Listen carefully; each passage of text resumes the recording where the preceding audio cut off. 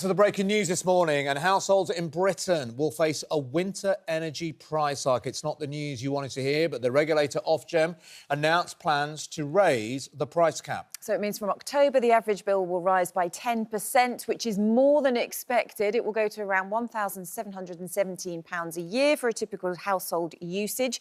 In a moment, Martin Lewis will be here to tell us how it will all affect us. But first, we're going to speak to the CEO of Ofgem, Jonathan Brearley. Good morning to you. Thank you for speaking to us this morning. I mean, let's face it, this couldn't have come at a worse time, could it? You know, times are already difficult for people struggling to afford their bills. Now, the news that energy bills are going to be going up by 10%. And this is on top of the news, isn't it, that 10 million pensioners are going to be losing their winter fuel allowance. Why such an increase? How can it be justified? Well, look, I talk to customers very regularly, and I agree, this is not going to be welcome news for millions of households out there who are struggling with their energy bills. I talk to customers who, for the last 2 years, have been really trying to work out how they pay for their energy bills and how they put food on their table. But the reason for this change is really quite simple. It's the fact that the international gas price has gone up again, and that feeds through to our bills because we use a huge amount of gas to heat our homes and provide the electricity that we need. Now, until we move away from that, we are going to be in a similar situation to the one we are today. Now, as a customer, if you are worried about your bills, there are things that you can do. So first of all, do please make sure you get access to all the state benefits you're entitled to.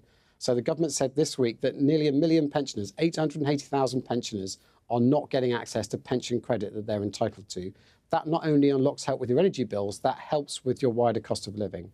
Secondly, we have strict rules in place for the energy companies, so do contact them. They should give you help and support. And for example, they should make sure that you have flexibility about how you pay for your energy. And finally, the market is unlocking a bit. We are seeing better value tariffs appear in the market, so you might find something that is better for you and cheaper for you. So if we look at the market today, for example, you could save around £100 off this price cap level if you fix. But it is like a mortgage. If you choose to fix, you do have stability. You might save a bit now, but of course, if prices go down, you won't benefit from that. Yeah, but I mean, you know, a 10% increase for people is going to mean an awful lot of a difference, isn't it? It can mean the difference between eating and heating for certain families. Your role as Ofgem is to protect consumers by working to deliver a greener, fairer energy system. Is this fair for bills to be going up in this way? I mean, you mentioned the wholesale energy price, and that's what this is pegged to. We just had a look at Ofgem's website just to see how the figures were changing. The electricity wholesale price back at the end of May, compare it to how it is now. There's a 4% decrease in that. Looking at the gas price from the end of May compared to what it is now, a 2% decrease. These prices seem to be going down. So why the big increase in people's bills? Well, the prices that we look at are the ones that actually are going forward. So we look at the prices, for example, for winter from October to December. So what we tell all the companies is buy your energy early. Don't leave yourself to the vagaries of the market. Otherwise, you end up in the situation we were in 2021. Now, when you look at those prices, it's those prices that have increased compared to where they were, and it's those prices that are going up that are driving the increases that we see here. Look, as a regulator, we absolutely bear down on costs. Every time there is any judgment we can make, any time we have to make a decision around where the price goes, we always take the side of customers. But where there are fair costs, if we don't reflect those fair costs, then we end up in a situation where companies can't afford to pay their bills. And we saw what happened in 2021. That ends up with more cost and more disruption for customers. Well, Jonathan Brearley, a lot of our viewers at home will say it doesn't feel like you're taking the side of customers.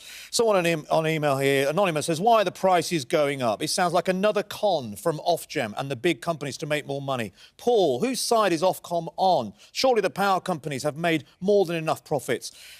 Tammy says, Ofgem are clearly in the pockets of the energy companies. Let me just throw some figures at you, because this is what people are saying at home. Scottish Power's profits in 2023, 576 million. EDF's profits went from 730 million to 2 billion in the first half of 2023. Look at the wages that some of these CEOs are getting. The BP chief executive, Bernard Looney, tops the charts of some of the most paid. And he had a rise from 4.46 million in 2021 to more than 10 million a year later in 2022. The CEO of Centrica, British Gas, Chris O'Shea, saw his earnings increase by 413% to 4.9 million from 880,000. these are astronomical figures. Why do they have to make so much money? And the CEOs earn millions, money they're never even going to be able to spend in their entire lifetimes, yet people at home won't be able to heat their homes this winter. So I talk to many people who say that to me, and I appreciate why people are so angry when they see large profits in the energy system as a whole. Now, there's kind of two parts to this system. There's the people that dig up the gas and sell the gas. So Bernard Looney and BP, for example, that's where BP's money comes from. That's not a part of the sector that Ofgem regulates, and that's why the government said they want to introduce a windfall tax to claw back some of those profits. But when I look at the retail sector, those companies that buy and sell the energy for our homes, those profits we bear down on. Now, before the price cap was in place, before we had pricing regulation, we saw companies charging 8% above their cost. That would be far higher than we've got here. So where we can, we bear down on costs. But we do know if we don't fairly reflect the cost that it costs to buy your gas and your electricity in the market, then unfortunately companies go bust and that cost gets circulated around customers. We went there in 2021, we saw what happened. We don't want to go back to that. So it is a balance. But look, the reason why we are all paying these high costs is really simple. We buy a massive amount of gas to provide for our energy. We need to build a different energy system based on renewable energy, based on homegrown energy, so we're not on this gas merry-go-round. That's why we support fully the government's target to get to 2030. But Jonathan Brearley, we are in a crisis. I mean, people this winter will have to choose yet again, and they've been doing it for some years now, whether they're going to eat or heat. It's an emergency crisis.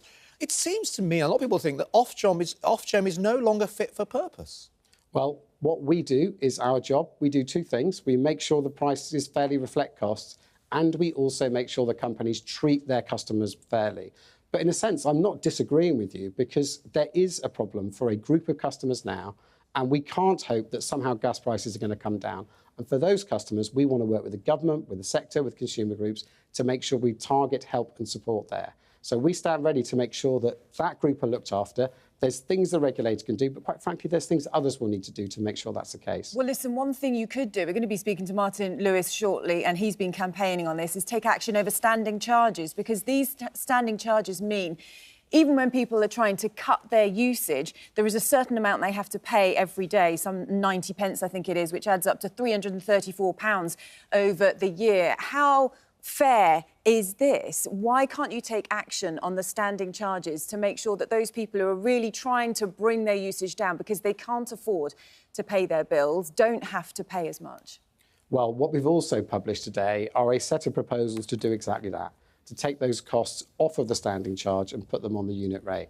But here's the problem. There are a group of customers who are on a low income who are really dependent on energy. So we have families with disabled children. We have people who just have electrical heating in their home, whose bills are already very high. If we make that change, we make them significantly worse off.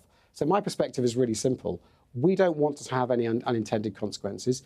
We don't want to see people choosing between heating and eating, but that is action that needs to be taken not only by the regulator, but by the government and by the sector themselves.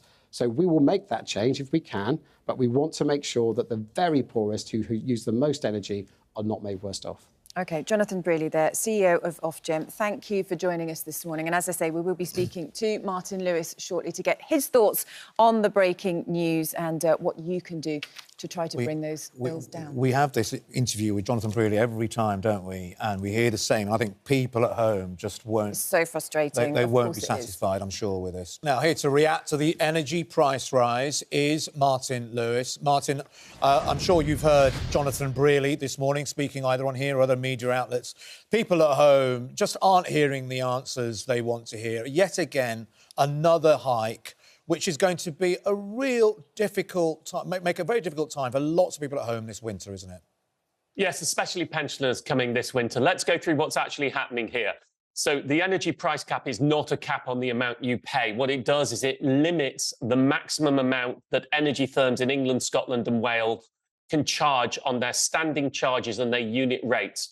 So what we're seeing is on electricity, the standing charge is going up by 1.4%.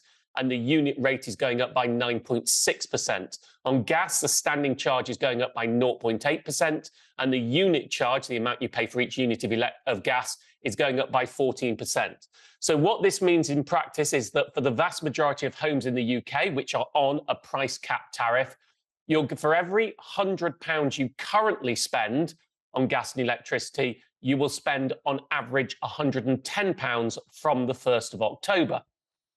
Plus, if you're a higher user, your rise will actually be more than 10% because most of the rise is on the unit rate. For once, lower users will see a smaller rise. Now, the one thing I definitely agree with Jonathan Brearley about is the fact that you can look around right now. It's important to understand the cheapest one-year fixes available on the market, are fixes where you lock in your price, are currently 7% cheaper than the amount that energy prices will rise on the 1st of October. So they're 7% cheaper than where you're going to go on the 1st of October.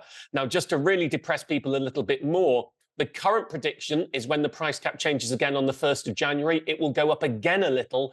And even by this time next year, we will still be paying more than we are right now. So if you can lock in a fix now at less than the October price cap, and please go to a whole of market comparison site to make sure that you're looking at your cheapest, because your actual price does vary by where you live and where you use, as do the deals available to you, then people can forestall this price rise by locking in right now. But there are no good signs on the market of energy prices getting any cheaper. And what you really have to factor in then is you look at pensioners. Now, let's be really plain. Energy costs this year will be slightly cheaper than they were last winter, which was one of what we call the crisis winter. But for a typical pensioner home, they will only be paying around £100 over the 6-month winter period less this year than they did last year. So that's £100 less on energy. But first of all, last year there was an up to £300 cost of living payment to all pensioner homes. That's gone. So they're already, all homes are £300 down. Then we have the winter fuel payment announcement by the government that has means-tested winter fuel payment that's worth either £200 or £300 per pensioner household, which means only the lowest income pensioner households, those on pension credit, if they claim it, and many aren't, so you should claim it, which is income of less than £12,600 a year, will get that extra £200 to £300. So overall, most pensioner households will be around £500 less in support this year, but the saving from lower bills is only £100 less. Well, you can do the maths. That means they're 400 quid worse off. Now, I do accept the government's call that universal winter fuel payment, giving it to every pensioner household, there's a strong argument against that.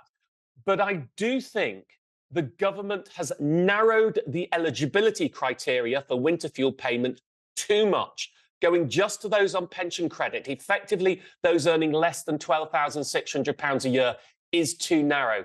My suggestion, because we have to find a proxy for household income, is to do it through the council tax system with precedence through that, and give every pensioner in a council tax band A to D the winter fuel payment. I'm scheduled to meet Rachel Reeves in a couple of weeks. I will be putting that point as strongly and politely as I can to her when I meet her and talking about various other issues. But I think on the back of this energy price rise of 10%, the government does need to rethink getting rid of the winter fuel payment for quite as many people as it's cutting it for. OK, as many pensioners as it's going. Martin, we are almost out of time with you, but I just wanted a quick mention of standing charges because it was something I put to Jonathan Brearley, and he seemed to be suggesting then that they put proposals in to take off. I know it's something that means a lot to you, take off the standing charges or reduce them, but it would mean then that the unit rate would go up. So does that mean that then if that change is made, everybody's bills will then go up even further? No, it doesn't. I've been calling for I've been campaigning for standing charges to come down a long time. They're a moral hazard. They hurt people on lower amounts of money. It's a poll tax. You now pay £334 a year just for having the facility of having gas and electricity if you don't use it. We've always known that if you reduce standing charges, you'd have to put it on the unit rate, right? You'd have to pay more. But that means that lower users would see a reduction, higher users would see an increase. As I've talked about on the show many times before, that move needs to be done in conjunction with government action to protect vulnerable higher users. My issue is, I'm very pleased to see this consultation at last. I'm slightly disappointed they're only talking about a maximum reduction in standing charges of £100. But I need to be straight with you, Charlotte. It's a long consultation. It's come out this morning. It's only just come out. I haven't read it in full, and I want to hold my fire until I've read it in full. Yeah, no, that's fine. But we do need to lower standing charges. We need to, there are many older people who in the middle of summer never turn their gas meters on. They don't use gas at all, and that you're paying every day now with the new standing charge, 32p a day just to have the meter, even if they don't use the gas. 61p a day just to have the meter, even if you don't use electricity. Martin, so we need to see that change. It's a crazy system, isn't it? But hopefully it will start to get fairer. Anyway, thank you so much. It's great to have your expertise this morning. Thanks for joining us.